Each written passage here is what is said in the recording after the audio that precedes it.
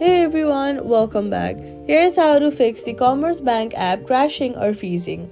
First, restart your device. Then open the App Store or Play Store and then search for your app and update the Commerzbank app. Updating your app ensures you have all the latest files and bug fixes, so always update it. Then on Android, go to your settings, then tap apps and then the Commerzbank. Then tap storage and select to clear cache.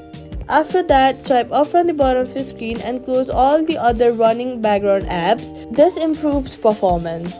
Then at last, long press on the app and then remove it and reinstall it from the App Store. Log in again and that's it. Keep your phone software updated. That's how to fix the Commerzbank app crashing or freezing. Subscribe for more.